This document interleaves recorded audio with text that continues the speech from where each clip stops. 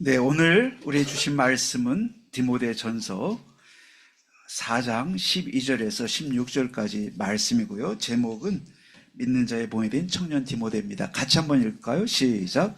믿는 자의 본이 된 청년 디모데. 그렇습니다. 오늘 우리가 같이 나눌 말씀 잘 읽었고요. 우리 청년 디모데를 보면서 우리의 미래 청년들이 갈 길도 여기서 답을 찾으면 좋겠다 생각이 들고, 우리 또한 그런 믿음으로 나갔으면 좋겠다 생각이 듭니다. 네, 그래서 우리가 이러한 축복을 찾아내려고 하면 말씀을 그냥 디모데가 걸어간 길을 잘 알아야 되겠고, 또 그것을 잘 묵상하는 게 중요하겠지요. 근데 이 디모데가 걸어갔던 그 길에 가기 위해서 먼저 더 중요한 거 있어요. 성공하기를 원해서 성공자를 연구하는 건 중요하지만 성공하려고 하는 나를 연구하는 것이 먼저 돼야 되는데, 우리 믿음 생활이 그렇습니다. 그래서 디모데, 청년 디모데의 신앙을 따라가기 전에 그런 신앙을 가기 위한 먼저 특별히 우리가 먼저 알아야 될 게 뭐냐, 그 말씀을 드리는데, 바로 그것은 우리가 복음의 기초를 단단히 하는 거예요. 그래서 여러분, 책을 읽고 변화된다는 건 쉽지 않습니다. 또 영화 한 편을 보고 약간 느낌을 줄 수 있지만 인생을 뒤집을 만큼 일이 일어나지 않는 이유가 있어요. 왜냐하면 깨달음이 부족하거나 여러분이 감동을 덜 받아서가 아니고, 실은 깨닫고 감동받는 내가 어떤 상태에 있는지가 먼저 이해가 돼야 돼요. 결국은 내가 복음이 준비돼서 영적 상태가 준비될 때 여러분이 결심하고 감동받는 것들이 실제로 현실적으로 실현이 될 수가 있기 때문이에요. 그래서 영적으로 준비가 되면 바로 여러분 생각하고 결심하시는 것들이 그때부터는 여러분 생각한 대로, 뭐 꼭 그래서만은 아니지만은 그렇게 될 수가 있다는 거예요. 그게 뭘까? 복음을 아는 것입니다. 예수님께서 제자들에게 세상을 맡기시기 전에 했던 마지막 궁극적인 질문이 하나 있는데, 너희는 나를 누구라 하느냐 였어요. 예수님께서 기적도 보여주시고 병자도 치유하시고 설교도 하시고 많이 보여주셨는데, 예수님께서 그냥 아무 생각 없이 데리고 다닌 게 아니고 물으셨습니다. 너희는 나를 누구로 생각하기에 이렇게 따라다니느냐라는 거였어요. 자, 그러면 그때 예수님의 이 질문을 받고 사람들의 생각을 먼저 얘기를 했는데, 그 생각이 뭐냐, 뭐 세례 요한이다, 그 다음에 엘리야다, 그 다음에 선지자 중에 한 명이다 라고 대답을 했습니다. 그때 예수님께서 너희는 그럼 나를 누구라 하느냐 라고 했을 때 베드로의 대답이 주는 그리스도시요 살아계신 하나님의 아들이십니다 라고 했어요. 자, 이 대답이 선포됐을 때 예수님께서 엄청 기뻐하셨어요. 그러면서 이 대답은 베드로 네가 했지만 실은 하나님께서 네 입에 넣어준 것이다 라고 했어요. 그래서 그 고백을 한 베드로는 심히 약한 사람이었어요. 고백은 엄청난 고백을 했지만 그 고백한 베드로는 한없이 약한 사람이어서 고백하고도 넘어지기를 몇 번을 넘어지고 나중에는 예수님 같은 거 없다, 모른다, 저주하면서 이렇게 했던 사람이거든요. 그런데 예수님께서는 그런 베드로를 끝내 붙들고 쓰셨어요. 그리고 한 시대를 움직일 최고의 지도자로 삼으신 걸 볼 수 있어요. 자, 그럼 우리가 정말 중요한 것은 바로 우리가 얼만큼 약한지 강한지를 주님은 보신다, 안 보신다? 안 보세요. 근데 사람은 봅니다. 삼성을 들어가려면 이 사람이 정말 회사에 충성하고 일을 잘 해낼 수 있는 능력이 있는지 그것도 봅니다. 하나님은 절대로 그거 보지 않습니다. 근데 이 마인드를 이해를 해야 돼요. 세상의 생각과 또 우리의 생각과 하나님 생각이 다른데 다 정반대예요. 왜냐하면 우리는 뭔가를 사람을 보면서 기대를 하거든요. 이렇게 했으면 좋겠다. 근데 하나님은 그게 아니에요. 하나님 우리를 보시면서 제일 먼저 기대하는 게 아니고 축복을 하세요.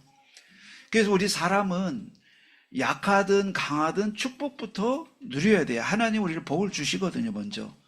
그걸 받은 사람을 통해서 하나님은 일을 해 나가시는데, 우리가 삼성전자에 들어가듯이 애쓰고 노력하면 된다고 생각하는데 하나님은 전혀 맞지 않아요. 이걸 이해하는 게 너무 중요해요. 근데 이 생각을 고치는데 세월이 다 가기도 해요. 직분을 맡고 일하는데 어느 날 실망하고 그만하는 거 보면은 삼성전자 직장 다니듯이 교회 생활한 거예요. 얼마큼 뭐 건축도 하고 막 성전건축 했을지 모르지만 그 사람은 남는 게 없어요, 하나도. 왜냐하면 하나님과 안 맞는 거예요, 그거는. 삼성전자 다니려면 성실해야 돼요. 그리고 실력을 갖춰야 돼요. 그리고 업적을 남겨야 돼요. 그래야 올라가요. 신앙생활은 전혀 다른 거예요. 그래서 그렇게 우리가 익숙한 엘리트가 돼서 우리가 신앙생활을 하면 좋을 것 같지만 절대로 신앙생활의 승리를 보증해 주지 못해요. 왜냐하면 그게 잘못됐다기보다는 하나님과 방향이 다르기 때문이에요. 자, 그래서 우리가 먼저 기억을 해야 될 것은 먼저 우리가 인간은 영적 존재라는 사실을 기억해야 돼요. 예수님이 이래서 이걸 발견한 베드로를 축복하신 거예요. 인간은 하나님 형상대로 지어진 존재예요. 하나님과 함께 살 때 행복하도록 지어진 존재예요. 첫째 세팅이 그렇게 됐어요. 이건 이유가 없이 그렇게 됐어요. 그래 놓고서 하나님이 우리에게 주신 축복이 너희는 인간이지만 나를 대신해서 세상의 왕처럼 또 제사장처럼 선지자처럼 나를 대신해 다오 라고 하신 거예요. 그게 창세기 1장 27절 28절이에요. 그러니까 하나님께서 우리에게 먼저 축복하시고 세상을 창조하셨지만 우리 사람에게 맡기신 거예요. 단 하나 조건은 하나님과 교제, 하나님과 교통, 하나님과의 예배, 이 부분을 누리는 동안은 정복의 축복을 누리도록 만들어 주셨어요. 그리고 나서는 그냥 말로 하면 안 되니까 약속을 하나 했는데 선악과라는 걸 만들어 놓으시고 모든 동산의 실과는 먹어도 되지만 이 동산 중앙에 있는 선악을 알게 하는 나무 열매는 먹지 말라고 말씀하시는데 이거를 행위 언약이라고 해요. 근데 이건 언약이에요. 그래서 하나님은 사람을 덩그마니 만들어 놓고 잘 살아라 한 게 아니고 하나님은 그런 애를 낳아놓고 엄마 아빠가 이제 잘 살기를 바란다 한다면 그런 부모님은 정상이 아니지요. 그 다음 어떻게 해요? 아이를 잘 기르기 위해서 그 다음은 옷도 사고 밥도 주고 우유도 사고 기저귀도 사고 그 다음에 또 문제 생기면 약도 사다 주고 잘 사랑해주고 이렇게 기르잖아요. 하나님도 똑같아요. 그 요람 같은 인간을 만들어 놓고 그렇게 보살피기 위해서 주신 장치가 뭐냐면 선악과라는 거예요. 선악과라는 그래서 우리를 정말 위하시기 때문에 주신 건데 사람이 거기서 문제가 생겼어요. 한마디로 아기가 나 엄마하고 같이 살기 싫어 그런 거예요. 누가 납치해 가듯이 아기를 납치해 간 거예요. 근데 이 납치해 간 사람은 얘를 이용해 먹으려고 납치해 간 거지 얘를 뭐 잘 키워서 좋은 떳떳한 사람으로 인물로 키우겠다고 납치해 간 게 아닌 거예요. 한마디로 나쁜 일에 쓰기 위해서 납치해 간 거 똑같은데 그 일이 실제 일어난 거예요. 그래서 하나님이 선악과를 주시고 이 요람이니까 떠나지 않고 살 때 완전하게 너에게 공급을 해주고 너를 양육할 거다라고 했는데 그때 아담이 아멘 했어요.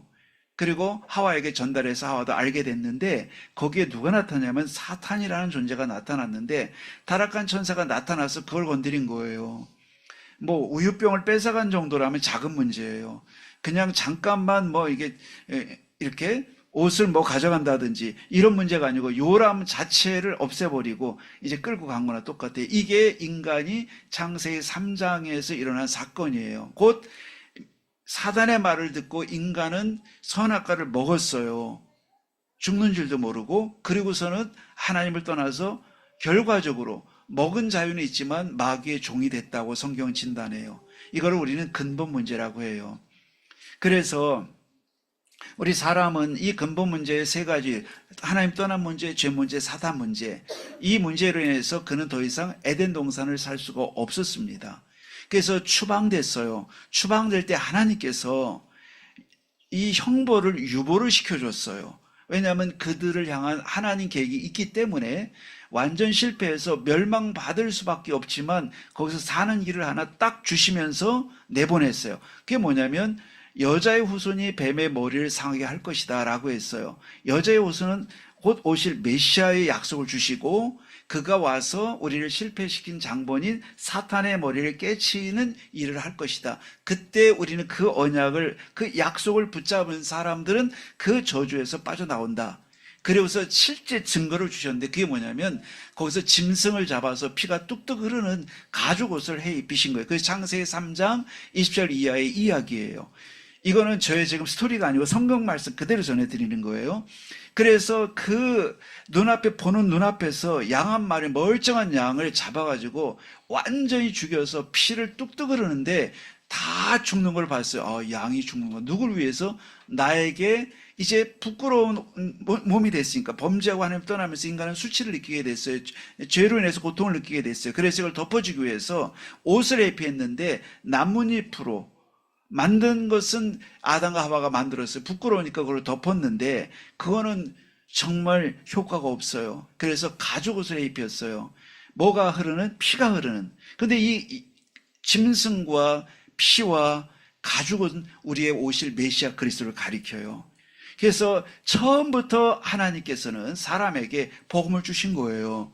실제로 옷을 입히셔서 어디 가든지 보호받도록 하신 거예요. 여러분, 오늘 이렇기 때문에 인간은 하나님을 떠나 죄로 인해서 사단의 종이 됐는데 여기서 절대 보호받고 운명에서 절대 빠져나오고 가문의 영적 DNA에서 완전히 빠져나와서 이제는 가문의 영향도 안 받고 세상의 영향도 안 받고 저주의 영향도 안 받는, 사단의 영향도 안 받는 완벽한 길을 주셨는데 그것이 뭐다? 여자의 옷은 메시아 그리스도이신 것입니다. 오늘 베드로가 예수님을 향해서 한없이 부족한 베드로가 너네 나를 누구느냐라고 했을 때 정말 모자라고 부족한 베드로가 옳은 얘기를 어서 들어서 했어요. 그게 뭐냐면 주는 그리스도시요 살아계신 하나님의 아들이십니다 라고 했더니 예수님께서 바요나 시몬아 네가 복이 있구나 그러면서 세 가지 축복을 약속했어요. 네가 지금부터는 베드로라고 해라. 이름이 원래 게바였어요. 근데 이거를 베드로, 페트로 이건 뭐냐면 반석이라는 뜻이에요. 그래서 이제는 네가 흔들리는 모래알 같은 신분이 아니고 반석이 돼서 결코 요동하지 않을 거야. 복음이 너를, 네가 강해서가 아니고 너 한없이 약하고 잘 쓰러지지만 상관없어. 이 복음을 가진 너는 반석같이 굳어서 어떤 것도 너를 무너뜨릴 수 없어. 신분이 그렇다는 거예요. 두 번째는 그러면서 음부의 권세가 흔들 수 없다고 했어요. 그러므로 이제는 인간을 멸망시키고 운명처럼 다가와서 쓰러뜨리는 파도 같은 문제, 폭풍 같은 어려움 이런 것들이 다 다가와도 절대로 너를 넘어뜨릴 수 없다가 아니고 흔들 수도 없다고 그랬어요. 이게 복음의 축복이에요. 이 축복이 여러분과 저희 것 되실 줄 믿습니다. 이걸 가진 사람이 청년 디모데거든요. 자, 이걸 우리 갖고 같이 출발해야 돼요. 그러면서 이제는 천국 열쇠를 준다고 약속하셨어요. 천국 문을 여는 열쇠가 너에게 달려있다고 그랬으니 얼마나 큰 축복이에요. 우리가 하나님 나라의 모든 것이 공급된 하나님 나라를 갔다가 누리는 길이 있는데 하나님 나 잘 살면 좋겠어요. 우리 집이 행복해지면 좋겠어요. 그리고 우리 남편과 관계 좋아지면 좋겠어요. 내 건강 좋아지면 좋겠어요. 사업이 잘 됐으면 좋겠어요 라고 하는데 하나님 그때마다 하시는 말씀이 있어요. 네 손을 좀 봐라. 뭐인데 안 보이냐? 안 보여요. 있잖아. 천국 열쇠. 네 손에 열쇠 줬잖아. 그래서 하나님은 뭐냐? 천국을 딱 따고 들어갈 수 있는 열쇠를 언제 그리스도를 고백할 그때 우리 주신 줄 믿습니다. 그러므로 이미 응답은 어디에 달려있다? 나 하기에 달려있다. 그 말씀이에요. 그러면 내가 열심히 해서 단다 그 뜻이 아니고 눈을 떠야 되는 거예요. 아, 하나님이 내가 예수 믿을 때에 내 능력, 수준, 배경 전혀 관계없이 하나님이 천국 열쇠를 주셨구나. 그러므로 우리가 하나님께서 약속을 믿음으로 받아들일 그때부터 우리 삶에 뭐가 임한다? 하나님 나라가 시작되는 것입니다. 자, 그래서 하나님 뭐 하나 때문에 예수를 그리스도로 안 것 때문에 이 축복을 약속하셨어요. 그렇다면 예수를 그리스도 하는 게 왜 이렇게 중요하냐라고 할 때 아까 처음 우리가 말씀드린 것처럼 그리스도는 기름 부음 받은 자 메시아 그리스도라는 뜻이에요. 그리스도는 곧 메시아와 똑같은 말.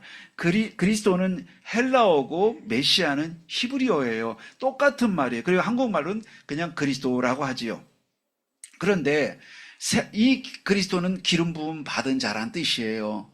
그래서 예수는 이름이고 그리스도는 직분인데, 그리스도는 세 가지. 하나님 만나는 길 대신 선지자 되셔서 우리는 그리스도라고 해요. 그래서 우리 방황을 끝내신 분이고요. 그리스도는 두 번째 제사장이라는 뜻인데, 제사장은 우리의 죄를 담당하심으로 우리의 모든 저주를 끝내신 분이세요.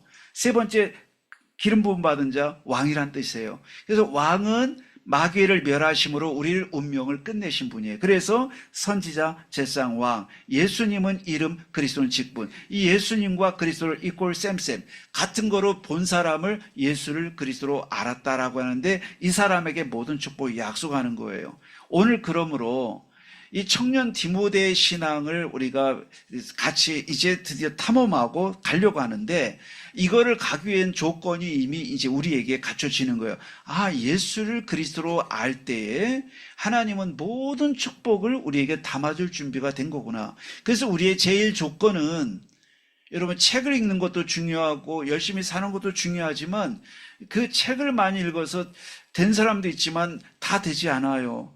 또 열심히 사는 거로도 안 돼요. 그 근본 문제가 있는데, 그거를 그리스도 이름을 깨친 거예요. 오늘 우리는 어떤 이름을 가졌다? 따라합시다. 예수를 그리스도로.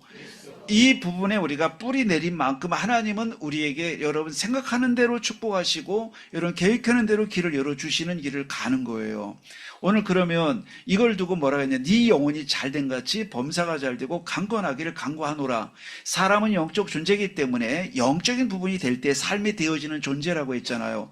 그래서 우리가 영적으로 잘 되는 게 너무 중요한데, 그게 뭐냐? 복음으로 우리가 뿌리 내리는 것이 중요해요.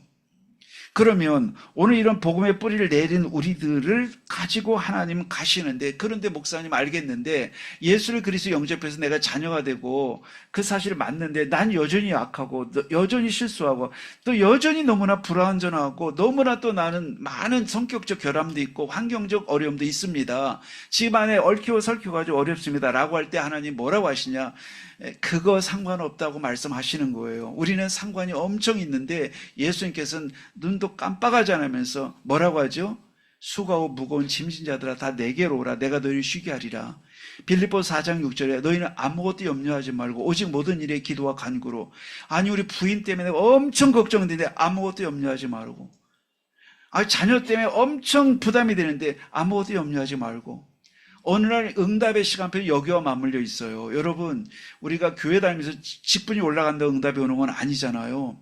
우리가 많이 다닌다고 응답받는 것도 아니잖아요. 뭐냐면 내가 어느 지점으로 가느냐가 중요한데, 아무것도 염려하지 말고가 진짜로 어느 날 깨달아지는 거예요. 맞구나. 그게 결국은 예수님이 그리스도로 사단의 머리 끝내고 지옥 권세 끝내고 저주를 다 끝냈기 때문에 그분이 나를 구원하고 나와 함께 하시기에 이제부터는 그 그리스도 이름으로 내 인생의 문을 열어가시는 게 맞구나. 그래서 오늘 우리가 그 사실 발견할 그 포인트, 그 지점에서 뭐가 시작된다? 하나님의 축복이 시작되는 거예요. 근데 우리가 아무리 열심히 해도 이 눈이 안 떠지면 교회 다녀 성경 암송해, 정말 그러면 좋은데 성경도 암송해, 봉사도 해. 근데 눈이 잘 안 떠지면 엄청 힘들어져요. 그리고 교회 다니다 나중에 이제 불평하게 돼요. 왜냐면 마음대로 안 되니까. 목사님, 내가 집 한 채 바쳤는데 되는 게 하나도 없어요. 그럴 겁니다. 제가 집문서까지 넘겼는지는 확인한 적이 없지만 어떤 상담을 15년 전에 한 적이 있어요. 어떤 자매를. 근데 우리 교회 집사님을 만나서 집사님이 이제 복음을 가지고 이제 문서를, 메시지를 읽고 있는데 우연히 만난 거예요. 차에서. 뒷좌석에 뭘 보니까 이렇게 견눈질을 보다가 내용을 보니까 너무 좋은 거예요. 교회 다니는 사람이었으니까 그렇겠죠? 가지고 그렇게 해서 연결되고 저까지 연결된 거예요. 근데 이제 만나서 상담하는 것이 지금 죽을 것 같다는 거예요. 죽을 것 같고 이제 술 없이 담배 없이 못 산다는 거예요. 여자가. 그것도 교회 충성하는, 목사님 곁에 바짝 붙어가지고 막 충성하는 그런 여자 집사님인데 나중에 뭐라냐면 집도 바쳤어요. 돈이 있으니까 집도 한 채 바쳤어요. 근데 지금 죽겠다는 거예요. 당연히 죽겠지. 집 바친 게 잘못된 게 아니고 너무 잘한 거지만 당시 받을 준비가 안 돼 있는 상태다. 예, 자꾸 무당한 데 가고 싶다는 거예요.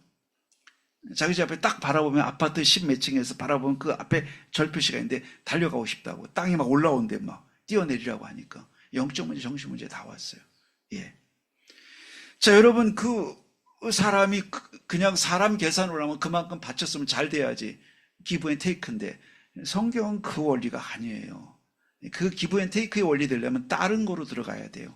네, 영혼이 잘 돼야 될 줄 믿습니다. 그러니까 그분에게 복음을 전해주고 이제 그래서 사실은 복음을 전해준 기억이 납니다. 자, 여러분, 우리가 그래서 이 예수님을 그리스도로 알고 출발하는 여러분과 저에게 하나님 축복을 시작할 줄 믿습니다. 그러면 뭐가 기준이냐? 예수를 그리스도로 안 것의 기준이 뭐냐를 할 때 진짜로 아무것도 염려하지 말고라는 말씀이 내 사실의 팩트가 되고 그것이 내 현실을 바라보면 눈이 되는 그 지점이 있어요. X축과 Y축이 만나가지고 뭐 점을 만들듯이 내 생각과 하나님 말씀이 딱 만나는 지점이 있어요. 그게 뭐냐? 문제도 해결된 게 없고 문제 여전히 많이 있지만 나는 여전히 약하지만 내게 주신 복음 때문에 이것이 문제가 아니구나가 보여지는 그 지점이 오면 하나님께서 그때부터 어떻게 해요? 축복을 본격적으로 주시는 거예요. 왜냐하면 주어도 그 사람은 그걸 활용할 수 있으니까요. 근데 우리가 그것이 안 되면 될 때까지 우리 계속 복음을 듣는 것이 중요하지요. 복음을 각인해야 돼요. 어느 날부터 여러분이 문제가 있지 문제 아니구나가 막 보이고 또 사건이 왔을 때 하나님 계획이구나가 드디어 여러분 입에서 나오기 시작하고 그거를 듣고 우리 자녀들이 듣고 성장하면 그 자녀들은 절대 불신앙하지 않아요.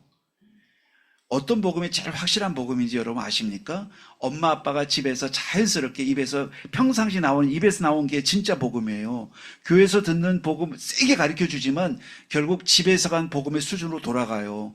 근데 엄마 아빠가 집에서 이번 주 어려움도 있었지만 철수야 엄마가 이 말씀 붙잡고 이렇게 한 주간 살면서 하나님의 은혜 많이 주시더라. 그럼 얘가 뒤통수로 듣지만 뇌 속에 각인되면서 하나님 살아계시구나 아는데 엄마가 교회 와서 막 찬송 열심히 하고 여전도 열심히 하고 막 별거 다 하는데 집에 와서 남편 불평하고 막 남편 막 그 인간이 막 교회도 안 나온다고 막 하고요. 그 다음에 이제 돈도 없다고 이렇게 되는 일이 없다 그러면요 여기다 막 마귀를 심어주는 거예요. 그러니까 진짜 우리 후대 복음은 부모의 복음이에요.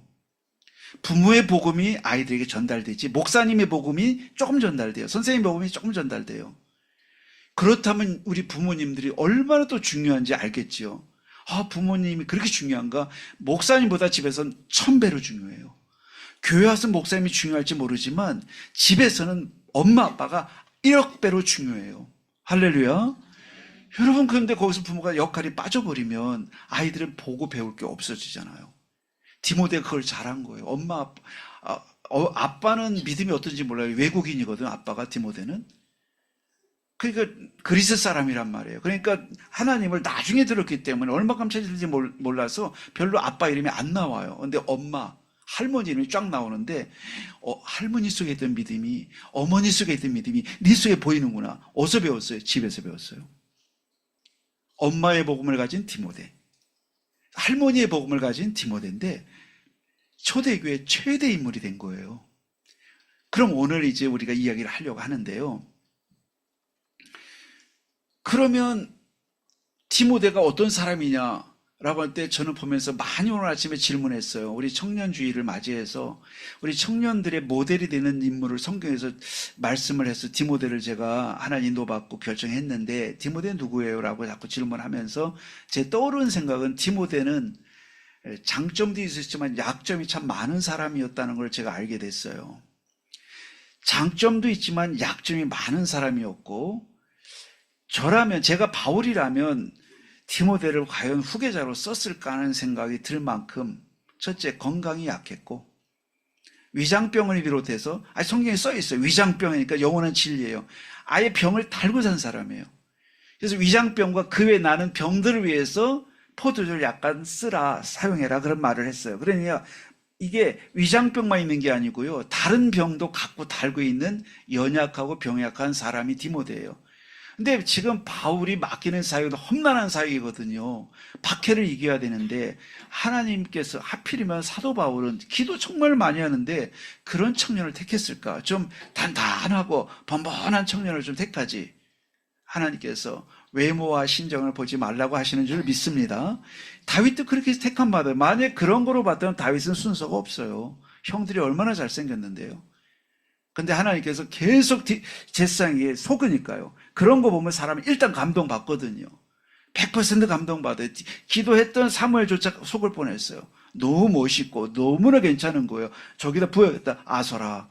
둘째 아들 삼마 엘리압이 지나가는데 아니다. 하나님이 계속 도리도리 하시는 거예요. 7명을 다 보내는데 잘생긴 7명의 형들이 다 지나가는데 하나님 마음 감동을 안 주시는 거예요. 없나 했더니 또 없냐고 물어봤어요. 했더니 있긴 있는데 그건 사람 같지도 않은데 불러와라. 그 전까지 내 식사도 안 하고 아무것도 안 하겠다 해서 불러오니까 딱 보는 순간에 제다라고 하는 시 있어요. 따라합시다. 제다. 하나님 이렇게 포인트 아웃을 해. 지시를 하는 거예요. 딱 가리키는 거예요. 여러분, 하나님께 발견된 사람 되시기를 축원을 드립니다. 이게 기준이에요. 하나님께 발견되는 사람을 쓰시는데 기름 부었잖아요. 디모데가 그래요. 디모데는 또 하나 이 사람은 소심한 사람이에요. 사람 앞에 서는 걸 두려워 떠는 사람이에요. 그래가지고 바울은 좀 담대한 편인데 이 제자 디모데는 사람 앞에 서는 것을 굉장히 덜덜덜덜 떠는 스타일이에요. 하필이면 좀 말빨이 좀 있고 좀 센 사람을 좀 세우지. 바울은 어떻게 저렇게 좀 위장병도 있고 병도 달고 살고 저렇게 말도 잘 나 앞에 서서 휘젓고 다닐 수 있는 이런 좀 강인한 사람을 세우지 라는 생각이 들 정도의 사람인 디모데를 세운 거예요. 그러니까 하나님께서 그래도 디모데야. 그래서 디모데가 나중에 에베소 전체 지역을 통할하는 최고의 감독이 돼요. 교회 전체 지도자가 돼요. 그러니까 많은 성도를 이끄는 리더가 됐는데 인간적인 조건으로는 약점이 정말 많았어요.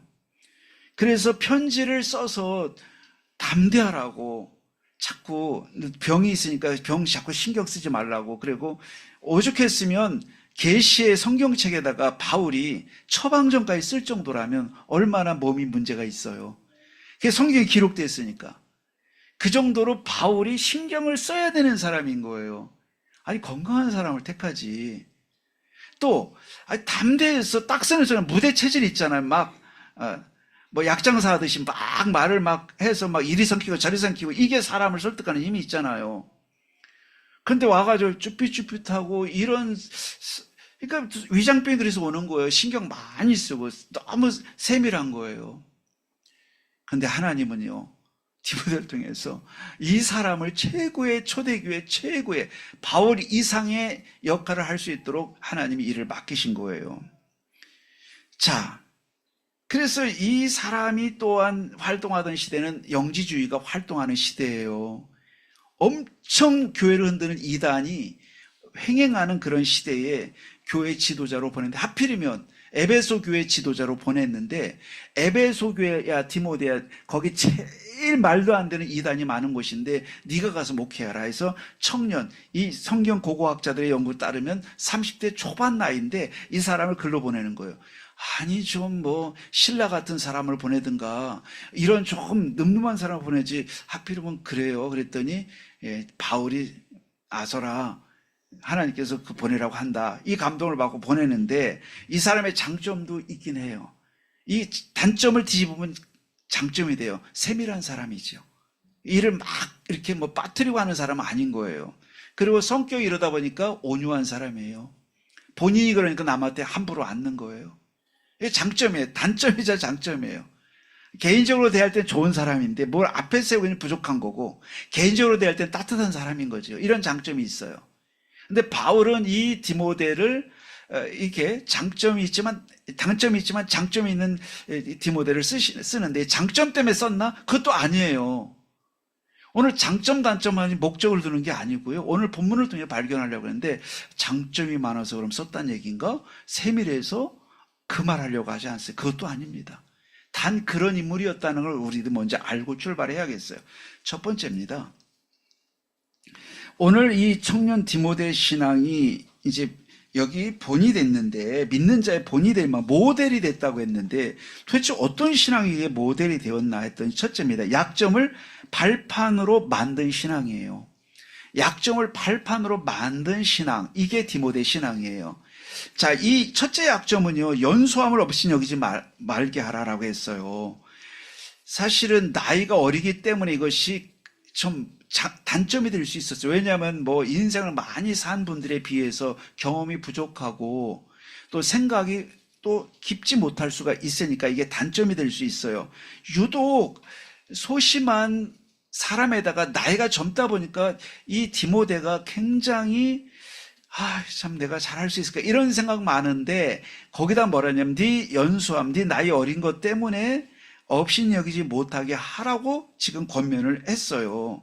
그래서 누구든지 네 연수함을 업신여기지 못하게 하고, 그러니까 경험이 부족한 데다가 나이도 적은 데다 소심하니까 이런 부탁을 했는데, 그런데 사실은 하나님이 여러분과 저를 쓰시고 하나님이 여러분과 저를 축복하시고자 하는 기준은 나이 여부에 관계없이요, 중요한 것은 하나님께서 나를 택했다는 이 사실에서 비롯되는 거예요.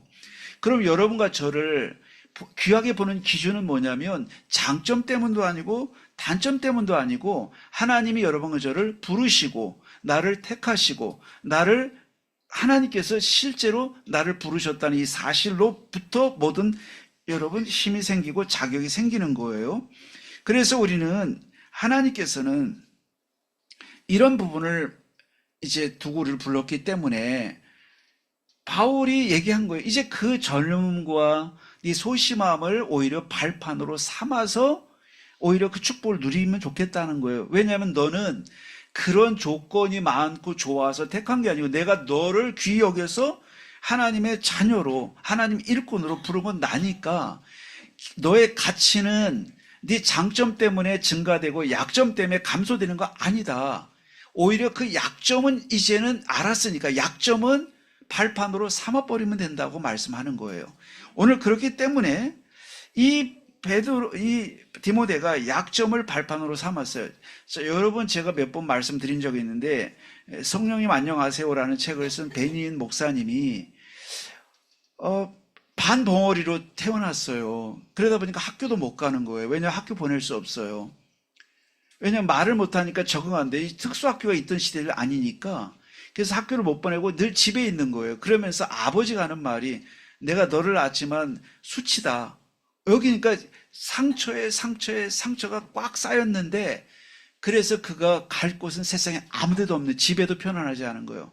그러니까 아이들 학교 갈 때 어디 갔냐? 교회 갔어요. 근데 교회 가면 주일도 아니니까 아무도 없어요. 근데 베니니 고백이 뭐냐면 그 교회 간 그 시간이 가장 평안했다는 거예요. 왜냐하면 누가 말 시키지 않으니까, 대답하지 않아도 되니까, 가만히 기다리니까, 내가 가만히 말 안 하면 교회도 가만히 있으니까. 그때 하나님을 그러면서 찾기 시작한 거예요. 말 못하지만 하나님 떠듬떠듬 얘기해도 자기 말을 충분히 기다려주고, 충분히 기다리고, 말 안 하면 말하는 거 다 기다려주시는 하나님을 1년, 2년, 3년 하면서 거기가 복음제가 되는 거예요. 밥 먹으면 교회 가는 거예요. 아무도 없어요. 설교 듣는 것도 아니에요. 근데 하나님을 향한 마음이 열렸어요. 그러다가 10대 후반쯤 됐는데 어느 날 하나님 은혜가 임했어요. 그 얘기에 하나님이 계속 집중하는데 성령이 역사해가지고 말문이 열린 거예요. 그냥 하나님 바라보다가. 그래서 그 순간부터 베니인이 말하면 사람들이 어느 날 말을 하기 시작하는데, 사람들이 집안 식구부터 주위 사람들이 갑자기 말이 열린 것도 놀랍지만 더 중요한 말에 나온 내용이 너무 은혜가 되는 거예요. 그래서 사람들이 순식간에 막 그 베니인을 찾기 시작했어요. 얘가 말하면 은혜가 되고 막 병이 낫기 시작하는 거예요. 본인이 병이 났잖아요. 그래가지고 이 사람이 나중에 집회를 하면 몇만이 아니라 몇십만씩 모이는 거예요. 그래서 심지어 이 사람이 어느 날 시카고에서 체육관에서 집회한다면 체육관에 간다는 얘기만 들어도 병이 낫기 시작하는 거예요. 그래서 뭐 그런 걸 우리 같이 체험하자 이 얘기를 드리는 건 아니고, 이 사람이 그 약한 부분이 오히려 하나님께 집중하는 기회가 됐고, 이것이 발판이 돼서 정말 그 베니 집회하고 나면 뭐가 추락을 하냐면 휠체어하고 이 집게 있잖아요. 지팡이. 이런 것들 다 버리고 가는 거야. 치유돼가지고. 이런 역사가 하는데 본인이 심각한 장애를 갖고 있다가 하나님만을 오직 바라본 거예요. 여러분, 오늘 우리의 약점은요, 약해지라고 준 게 아니고 발판 삼으라고 주신 것입니다. 바로 그것이 무슨 발판? 하나님을 향하는 발판 삼으라고요. 그래서 이미 우리 왜 그래요? 기본 재산이 있어요. 뭐가 있어요? 복음이 있잖아요. 같이 합시다. 나에게는 복음이 있다. 열쇠가 있잖아요. 그러면 우리가 뭐 하면 돼요? 집중의 통로로 삼는 거예요. 그래서 문제는 문제가 아니고 하나님을 바라볼 통로가 되고 기회가 되는 거잖아요. 이것이 뭐가 흘러요? 이제 하나님 보좌의 능력이 임하는 길이 되는 거예요. 그래서 오늘 디모데에게 네 약점을 발판으로 삼으라고 말씀하는데 디모데가 그걸 알아들은 거예요. 그래서 디모데가 못 가요라고 해야 되는데 못 가지 않고 간 거예요. 말씀을 주고 격려하니까요. 자, 그래서 뭐라고 했냐면 12절에 보니까 믿는 자의 본이 되라 그랬어요. 모델이 되라고 한 거지요. 너는 이제부터 너는 누군지 알아? 길이 없다고 불평하지 마. 남은 이렇게 한 적이 없어요. 다른 사람은 이렇게 잘된 길로 가는데 왜 나는 이렇게 에베소 교회로 가야 되고 이런 막 이단이 많은 곳으로 가서 복음을 전해야 돼요 라고 묻지 않았어요. 뭐라면 찬양에 그런 거 있더라고요. 웨이메이커, 길을 만드는 사람. 바울이 얘기했겠죠. 대화하면서 디모데야 일로 오거라. 네가 아직 청년이긴 하지만 너는 기존 길을 갈 사람이 아니고 길을 만드는 사람이야. 알아들었어요. 나만 왜 이렇게 어려운 환경이에요? 아무개 집사야, 너는 그걸 통해서 길을 만드는 사람 불렀어. 아무도 네가 가는 길을 못 가. 그러므로 여러분과 저는 누구다? 웨이메이커라는 노래도 있는데 길을 만드는 사람이에요. 이사야 43장 18절 19절에 광야의 길을 내며 사막의 강을 내며 바로 이것이 오늘 하나님이 부르신 사람들에 가는 길이에요. 왜 나만 이런 환경이 있느냐고 물을 때 하나님께서 너는 웨이메이커로 불렀어. 너는 길을 만드는 사람이야. 그래서 고린도후서 5장 17절에 보라 이전 것은 지나갔으니 새로운 피조물이라 말씀하고 있어요. 이미 여러분과 저는 새로운 DNA가 있는 사람이요. 복음 속에 있다면 우리는 길을 만드는 사람이에요. 그러므로 하나님은 천갈래 만갈래 내 집을 버려두고 내 가정을 버려두고 내 환경을 버려두고 내 문제를 버려두고 뭔가 문제 없는 곳에서 시작하면 좋겠다는 생각을 하루에 12번도 더 할지 모르지만 하나님께서는 잘 생각해라. 너는 거기서 길을 만드는 사람으로 최고의 축복을 준비해 놓았던 길인데 최고의 축복이 거기 있는데 그걸 놓고 가겠느냐? 아니요. 디모데가 이걸 알아들었어요. 에베소교로 가겠습니다. 이게 청년 디모데인 줄 믿습니다. 오늘 그러므로 우리 삶에 하나님께서는 믿는 자의 본이 된다라고 했어요. 그래서 5가지 본을 말씀하고 있어요. 자, 그래서 여기 12절 보실까요? 누구든지 네 연수함을 없이 여기지 못하게 하고 첫째, 오직 말에서 우리 말에서 본이 되라. 두 번째, 행실에서 자, 행실에서 본이 되라 그랬어요. 그래서 여러분 일상의 자리에서 거룩을 찾는 건데 본이 되는 건데 은밀한 자리에서도 본이 되게 하라는 거예요. 은밀한 자리를 누가 봤을 때 저렇게 하는 게 맞구나가 되는 본이 되라는 뜻이에요. 그러면서 세 번째는 뭐라고 했죠? 사랑에서 본이 되라 그랬어요. 사랑에서 본이 되라. 그래서 한마디로 말하면 사랑은 아무래도 약한 자를 품는 능력이니까 거기에서 네가 젊지만 거기에 네가 제일 앞서라. 네가 앞서면 돼. 알겠어요. 난 할 줄 모르는데 그 말씀 붙잡고 도전할게요. 하고 출발한 거예요. 그리고 믿음에서 앞서가라 그랬어요.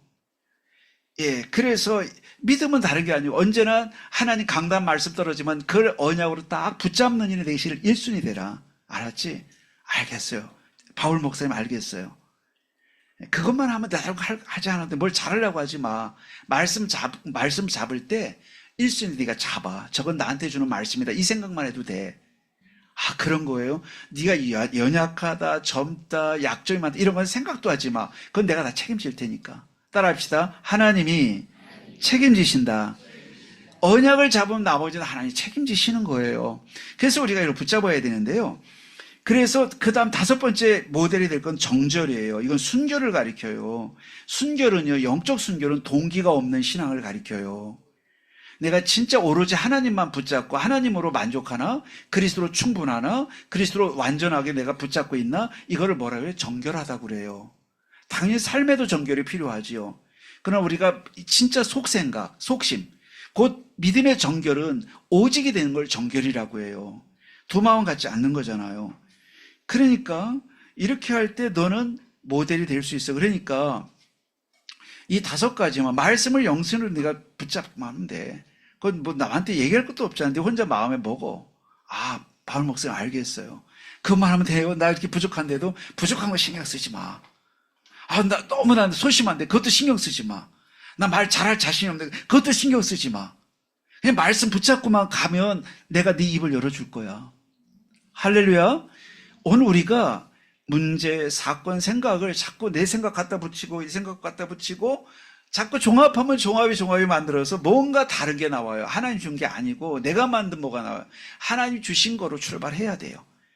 그럼 우리 약점이 아니고요. 진짜 하나님 약점으로 생각했던 것 덕분에 나는 큰 축복을 누리게 됐습니다. 이렇게 얘기가 될 거예요. 그래서 이 연약했던 디모데가 에베소 초대교회 최고의 리더로 세워졌어요. 원래 리더감이 아닌데 우리 리더감 그러잖아요. 감 맞아요. 감을 얘기도 하고 저도 그런 얘기 하는데 진짜 감은요. 지금 말한 5가지 모델을 보고 말씀을 영성으로 붙잡는다. 이 사람 약해도 되는 거예요. 네. 우리는 자꾸 육신적 기준으로 가면 안 되죠. 자, 그래서 하나님께서 이사야 43장 18절에 너희는 이전 일을 기억하지 말며 그게 뭐겠어요?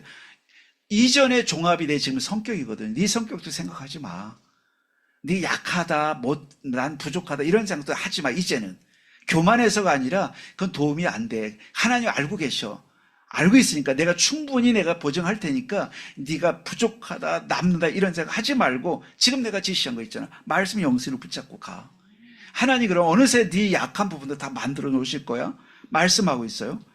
그러면서 뭐라고 말씀했냐면 옛날 일을 생각하지 마라. 같이요. 옛날 일을 생각하지 말라. 카투프사를 돌아보세요. 여러분. 카투프사를 여러분 보시니까 옛날 애기 사진 올려놓은 사람도 있고 별 사람 다 있어요. 예. 뭐 그럴 수도 있습니다. 지금 막 당장 고치라고 말은 않지만 예. 옛날 일을 생각하지 말라예요. 왜? 앞으로 갈 게 많은 사람은 절대 과거 안 돌아봅니다. 할 일이 많은 사람은 미래를 자꾸 향하게 되지. 그러니까 이제 지금이 힘든 사람은 옛날을 자꾸 생각해. 옛날이 좋았는데. 그건 복음적 생각은 아닌데 하나님 그 시간표가 줄 거예요. 억지로 바꾸지 마세요, 여러분. 하나님 그 시간표가 올 거예요. 그래서 왜 그러면 옛날 생각하지 말아야 돼? 옛날 생각 안 하면 어떻게 되는 건데요? 옛날 일 안 생각하고 말씀만 붙잡고 가면 되는 거예요? 그래. 왜 그래? 그랬더니 19절에 이렇게 있어요. 보라. 같이요. 내가 새 일을 행하리니. 이 말씀했어요. 새 일을 행하시니까요. 내 인생에 새 일을 행하시는데 그 다음 하신 말이 또 중요해. 같이 할 거예요. 이제 나타낼 것이라. 네. 하나님 이제 실현시키겠다고 말씀하시니까요. 내 인생이 쨍하고 해 뜰 날이 시작되는 것입니다. 언제입니까? 언약을 붙잡고 출발을 진짜 할 때예요. 그래서 하나님께서 보증까지 했어요. 뭐라고 맹세했냐면 반드시 하는 이런 말 필요 없잖아요. 하나님 말씀은 언제나 되는데 그런데도 우리를 위해서 하신 말씀이 내가 반드시 광야의 길을 사막의 강을 낼 것이다 그랬어요. 그러니까 사막의 강을 내고 광야의 길을 내는 건 주체가 내가 아니고 하나님이 열어주시는 거니까요. 우리가 힘들어할 게 없어요. 힘들다면 하나님이 힘들어야 되고 나는 뭐를 잡는다? 말씀을 영순으로 붙잡고 그리로 자꾸 들어가야 돼요. 뭐만 하면 돼? 염려를 버리는 것만 하면 돼요. 내가 불신앙을 내려놓는 것만 하면 돼요. 옛날 일 다 불신앙이잖아요. 여러분 지금의 여러분 갖고 있는 컨셉, 개념, 생각은 다 옛날 거의 과거의 종합물이잖아요. 과거 상처받은 것, 과거 배운 것 종합해서 딱딱하게 여러분 생각을 만들고 선입견을 만드는데 그거 생각하지 마라. 그것만 내려놓으면 역사는 시작된다. 할렐루야.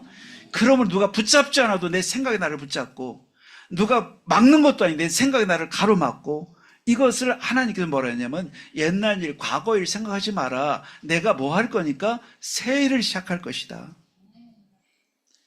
그러면서 13절에 이제 뭐라고 하냐면 전념하라는 거예요. 13절을 보실까요? 13절에 말씀하기를 내가 이를 때까지 읽는 것과 권하는 것과 가르치는 것에 중요한 동사 전념하라. 전념하라가 중요해요. 몰입하라, 올인하라 이런 거잖아요. 한마디로 요즘 말로 하면 300% 준비하는 일에 집중하라 그거예요, 여러분. 걱정하지 마세요. 그래서 뭐든지 여러분 하는 일을 하나님과 연결시키세요. 자녀가 너무나 말도 안 되는데 그래도 하나님과 연결시키세요. 어떻게 기도해야 돼? 우리 자녀가 절대 예배도 못 드리고 아무것도 아닌데 하나님 계획이 있을 줄 믿습니다라고 여러분 말하기 시작해야 돼요. 하나님 더 큰 계획이 있을 줄 믿습니다로 바꿔서 말해야지. 우리 남편이 절대 예배 못 드리는데 하나님 더 큰 계획이 있게 지금 기다리게 하시는 줄 믿습니다. 할 때 하나님께서 이야, 하나님 그때부터 움직이기 시작하는 거예요. 왜냐하면 잘 깨달은 거니까. 연결시켜야 돼요. 그래서 뭐라고 했냐면 디모데에게 네 약점도 생각하지 마, 네 부족도 생각하지 마. 교회 환경이 너무 열악해서 막 이단이 들어와서 들쑤셔가지고 교회가 흔들흔들거려요. 그것도 신경 쓰지 마. 이것도 신경 쓰지 마. 그리고 올인할 게 있어. 뭐죠? 지금 하는 일 계속 집중해. 어떤 거요? 말씀을 간직하는 일, 그리고 간직 은혜 받은 거 전달하는 일. 환경이 지진이 나든 뭐 문제가 오든 핍박이 오든 환경이 오든 관계없이 네가 은혜 받는 일에 집중하고, 두 번째 은혜 받은 거 나눠지는 일에 네 업을 삼으라. 집안에 문제가 왔을 때 엄마 입에서 뭐라고 하냐면 아들아 걱정하지 마, 하나님이 함께 하셔, 이렇게 나가야 될 줄 믿습니다. 남편이 사업 걱정할 때 여보 걱정하지 마, 하나님이 당신과 당신 맺은 언약이 있고 하나님의 언약을 성취하는 중이야, 지금 되는 중이야 라고 말하기를 축원을 드립니다. 이거 말고는 다 맞는 말이지만 틀린 말이니까요. 이것만이 맞는 말, 왜 언어를 바꿔야 되잖아요. 그래서 우리는 300% 준비해야 돼요. 그래서 내가 이제는 놓고 이제 말씀에 집중할 때 드디어 하나님이 여러분 일에 모든 전문성 주시고, 모든 사람이 필요로 하는 일, 현장성을 주시고, 그 다음에 이제는 계속 그것이 일시적인 게 아니고 계속 가능한 미래성을 주시는 거예요. 이걸 300%라고 해요. 그래서 전문성, 현장성, 미래성. 자, 하나님이 이걸 놓고 우리가 주기 때문에 우리 뭐라고 그래? 이거를 편집 설계 디자인한다고 하는데, 편집하는 거 모든 것은 말씀과 연결시키세요. 그 주간에 강단 말씀과 연결시키세요. 문제가 와도 강단, 좋은 일이 와도 강단, 병이 와도 강단 말씀. 연결 다 시키면, 연결하는 일만 하면 역사는 하나님이 하실 줄 믿습니다. 우리는 자꾸 서론, 본론, 결론까지 해야 된다고 생각하는데 그렇지 않아요. 네. 회사가 모든 걸 다 하지 않아요. 외주를 줘요. 외주. 맡겨. 이것도 맡겨. 저것도 맡겨. 그래야 회사가 지금 국제적으로 인터내셔널하게 돌아가잖아요. 구멍가게나 이것도 하고 저것도 다 하지. 그건 작기 때문에 가능하지만 큰 회사는 그렇지 않아요. 영적으로 외주를 줘야 돼요. 네. 우리는 올인하는 항목이 따로 있어야 돼. 따라합시다. 나의 전문 분야가 따로 있다. 그게 뭐냐? 영적 집중입니다. 외주를 누구한테 줄까요? 하나님께 드리는 거예요. 하나님, 아들 하나님께 외주 드립니다. 남편 하나님께 드립니다.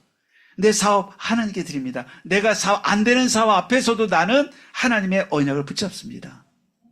안 되는 현실 앞에서 하나님의 약속을 붙잡고 가겠습니다. 그럴 때 하나님께서 명령합니다. 천군 천사들이여 지금 김집사를 돕지 않고 뭐 하느냐 하고 그때부터 시공간을 초월해서 문을 열어주실 줄 믿습니다. 그런데 왜 지금까지는 안 돼요? 지금까지 그렇게 한 적이 없을 수 있어요. 진짜로 시작해야 될 줄 믿습니다. 이게 디모데가 이 길을 가니까 에베소 가는데요, 역사가 시작되는 거예요. 디모데 가서 처음에 쫄았고 부족했고 이걸 생각했지만 바울이 소곤소곤 해준 거예요. 걱정하지 마, 하나님 네 편이고 너 함께 하실 거야. 어떤 일이 와도 그거 신경 쓰지 말고 너 전문 분야는 그거 해결하는 게 전문 분야, 해결하지 말고 하나님께 집중하는 일에 네가 올인해. 전념하라. 같이 합시다. 전념하라. 여러분이 할 수 있는 그 일에 전념하시는 거예요. 하나님 축복하시는 거예요. 그래서 여러분 모든 거 편집은 말씀과 연결시키세요. 그리고 외주를 주세요. 연결됐구나. 그럼 이걸 하나님께 처리할 일이다. 그러면 우리가 외주를 많이 줄수록 믿음이 좋은 거예요. 내가 나를 책임지지 않는다. 아멘입니까? 그럼 뭐 방치하라는 거니까 하나님 책임지는 걸 믿는 거예요. 이게 우리 믿음이에요. 내가 나를 책임지면요, 스트레스 돼가지고 머리가 미리 하얘져요. 머리가 하얘신 분은 그래서 하야 되는 건 아니고요. 우리 성도님들은요, 백발은 노인의 면류관이라는 성경이 있으니까 백발 자체를 다 편회하는 것이 아닙니다. 그 DNA 문제지 그런 건 아니고, 근데 이제 나쁜 백발이 있어요. 신경 써가지고 오는 거 있어요. 뭐 나쁘다고 이것보다는 이제 믿음이 필요한 거지요. 근데 머리가 하얘지기 전에 머리가 빠져버리더라고요. 지금 더 문제예요. 머리가 빠져버려요. 약을 많이 먹으니까 머리가 다 빠지더라고요. 그래서 여기 보니까 읽는 것, 권하는 것, 가르치는 것. 왜냐하면 디모데가 할 일은 이거였어요. 근데 여러분 사업하는 분 사업, 여러분 업이 있잖아. 거기에 전념하시는 거예요. 예, 그게 여러분 하나님께 축복하시는데 어디에? 올인하면서, 영적으로 집중하면서. 여러분, 우리 청년들은 오늘 눈에 띄는 이런 조건, 저런 조건들이 좀 이렇게 만족스럽지 않고 어렵다, 환경도 어렵다. 에베소라는 환경은 최악이거든요. 근데 거기 가서 하나님은 최고 응답을 받겠는데 제 약한 디모데를 불러서 이 약속을 줬는데 다행히 디모데가 자기 약한 진짜 약함을 아니까 그 약속을 진짜 붙잡은 거예요. 진짜 붙잡은 은혜가 있기를 축원을 드립니다. 약점을 뭐로 해라? 발판으로 삼으랍니다. 두 번째입니다. 여러분, 우리 어떤 신앙 가야 되냐면 하나님이 만드신 나, 하나님이 주신 나의 것, 하나님이 주신 나의 현장에서 시작하는 신앙이에요. 하나님이 만드신 나로 시작하세요. 여러분, 원래 만들어진 나 말고 하나님이 여러분 만들어 주셨거든요. 하나님이 주신 여러분 것이 있어요. 그거 찾아내서 시작하고요. 하나님이 주신 현장이 있어요. 이미 가 있는 그곳이 하나님이 주신 최고의 축복의 현장이에요. 그럼 우리 가정이 그래요? 여러분 가정이 하나님이 주신 최고의 현장이고요. 내 직장이 그래요? 그렇습니다. 그러니까 어디 있든지 이걸 적용하면 돼요. 하나님이 만드신 나, 나의 것, 나의 주신 현장을 가지고 시작하는 신앙이에요. 자, 그러면 14절을 보니까 목사님 어떤 근거로 그런 말씀을 해요? 14절. 네 속에 있는 은사 곧 장로의 회의에서 안수받을 때 예언을 통하여 받은 것을 가볍게 여기지 말며라고 했어요. 그렇습니다. 예, 가볍게 여기지 마라. 언제 장로회에서 안수받은 이제 목회자로 안수를 받은 거예요. 예를 들면 이제부터 일꾼이 된다라고 해서 그때 주면서 하나님이 일을 하는데 필요한 은혜를 예언으로 주신 거, 말씀으로 주신 거예요.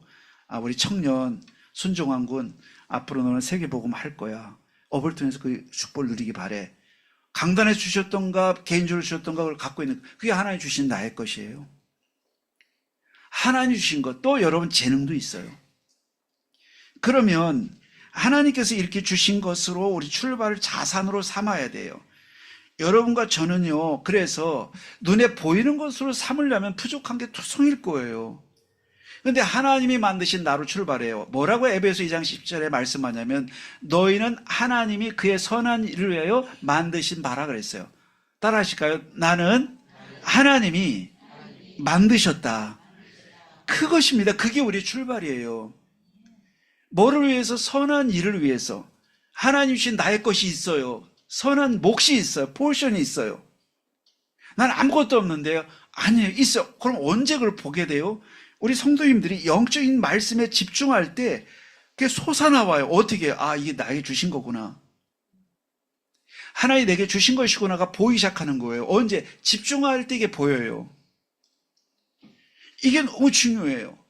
바닷가에 가면 뭐 바지락 캐고 뭐 캐는 분들이 계시잖아요. 근데 그분들은 물길도 하고 때를 알고 해가지고 어떻게 잘 알아요? 우리가 가면 안 보여, 잘. 이분들은 올인하기 때문에 보여요. 우리가 말씀에 가고 은혜 받고 영적인 것에 집중하면 여러분이 포션이 보여요. 어떤 게 보이냐면 하나님이 나만 위해 주신 게 있구나가 보이는데 그때부터는 우리들이 24가 진짜 시작돼요. 왜냐하면 찾아냈으니까. 모를 때는 왜 집중할지 모르고 힘들어하고 안 되지만 찾아내면 그때부터 올인이 되는 거예요.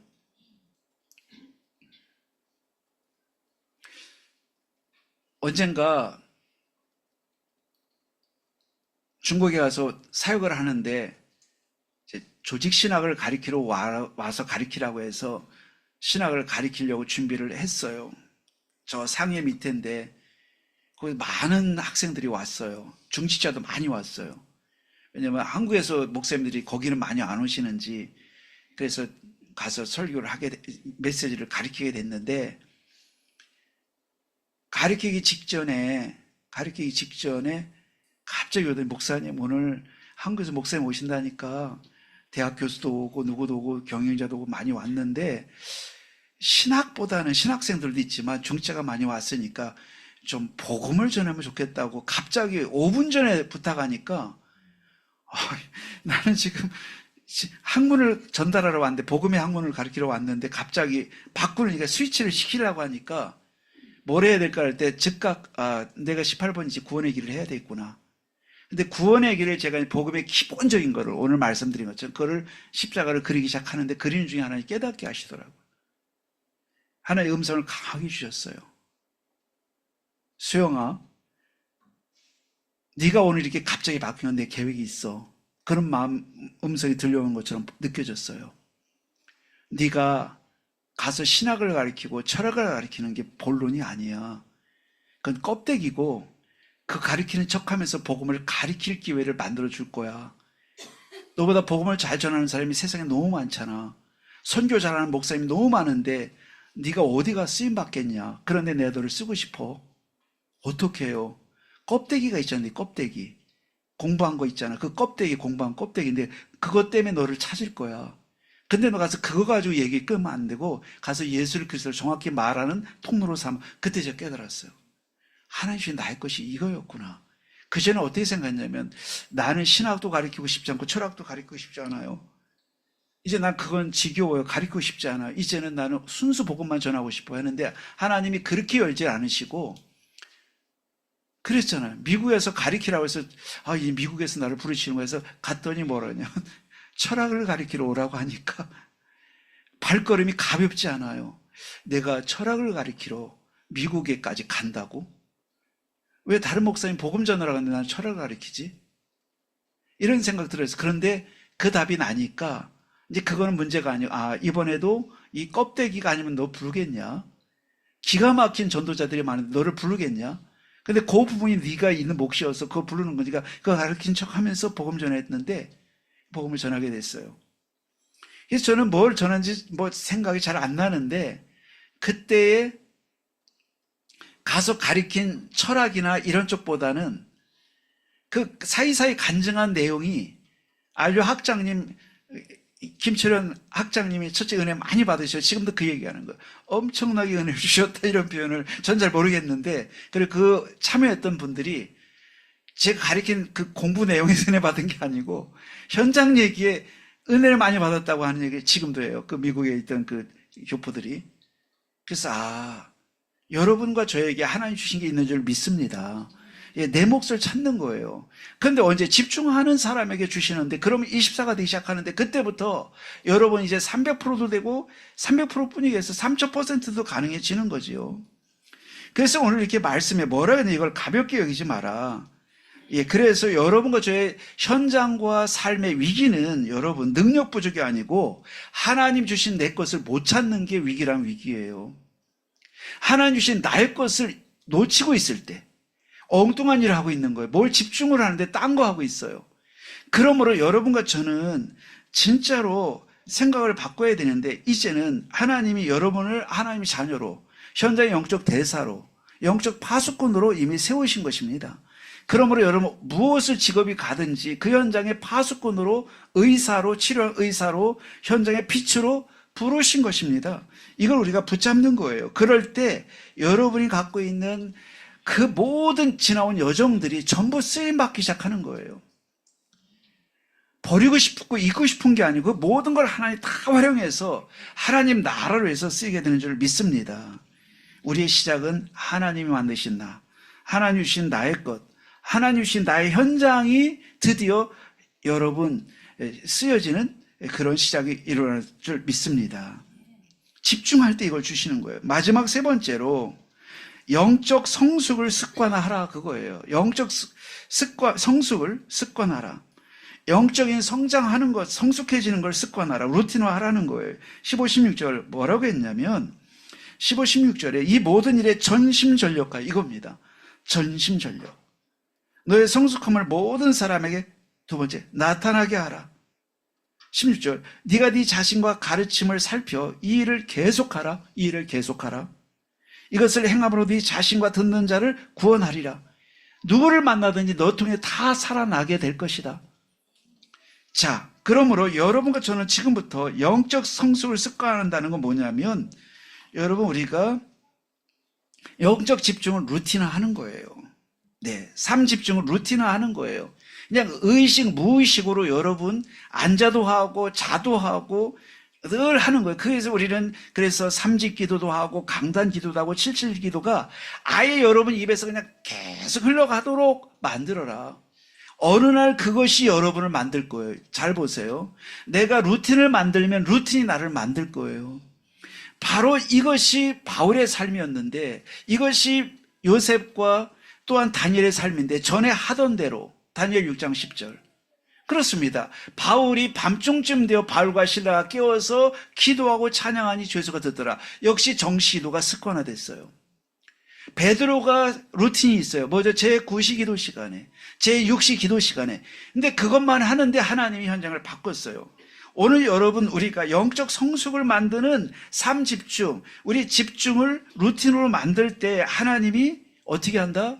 바로 역사를 시작하는 거예요. 오늘 청년이 가질 것은 이 신앙입니다. 그러므로 여러분 어디 가든지 뭘 하든지 제일 먼저 영적 서밋 타임을 늘 제 영순위를 두라. 돈이 드는 것도 아니니까 시작하는 거예요. 그래서 영적 서밋 타임, 힘없는 시간, 아침에는 우주를 정복하는 힘을 달라고 기도하고, 낮에는 이 세상을 정복하는 힘을 달라고 기도하고, 밤에는 미래를 정복하는 힘을 달라고 기도하는, 이것이 아무것도 아닌 게 아니고, 어느 날 내가 이렇게 말하는 거로 생각하는데 어느 날 그것이 나를 만들어서 하나님은 237 나라 5천 종족을 살리는 현장에 여러분과 저를 세울 줄 믿습니다. 여러분, 이게 디모데의 전심전력이었어요. 오늘 약점도 많고 부족함도 많았지만 하나님은 이렇게 전심전력해서 집중하고 루틴을 만들었던 디모데를 사용해 주셔서 에베소 최대의 감독이 되게 했고 초대교회 최고의 언약 전달자로 쓰신 걸 보게 됩니다. 오늘 말씀을 다 드렸습니다. 자, 하나님은 이 일을 계속하기를 원하세요. 디모데는 젊었고 아직 어렸고 연약했고 두려움도 있었지만 그에게 말씀이 있었고 언약이 있었고 또한 집중이 있었어요. 그래서 하나님은 디모데를 통해 우리에게 보여주는 건 이거예요. 완벽한 사람을 쓰시는 게 아니고 하나님은 언약을 붙잡은 사람을 쓰시는 것입니다. 하나님은 장점만을 쓰시는 게 아니고 약점이든 장점이든 발판 삼은 사람을 크게 쓰시는 것입니다. 오늘 여러분, 강한 사람을 쓰는 것이 아니고 하나님의 언약 속에 있는 사람을 쓰십니다. 여러분 어디에 서 있습니까? 우리 청년들 지금 어떤 상황입니까? 디모데 같습니까? 하나님 아무 걱정하지 말라고 말씀합니다. 말씀을 최영순위 두고 집중을 지속하는 중에 또 정말 모든 걸 발판 삼는 여러분을 통해서 하나님은 새해를 시작할 줄 믿습니다. 하나님의 나라가 이제 시작되기를 주의 이름으로 축원을 드립니다. 하나님께 감사드립니다. 청년 디모데의 신앙을 우리에게도 부어 주시옵소서. 우리의 믿음과 업과 삶이 모든 믿는 자의 본이 되고 237 나라 5천 종족 살릴 응답을 받는 믿음이 되게 하옵소서. 우리가 누리는 축복으로 교회와 후대와 시대가 살아나게 하옵소서. 예수 그리스도 이름으로 기도하옵나이다. 아멘. 사회자 나오시기 바랍니다.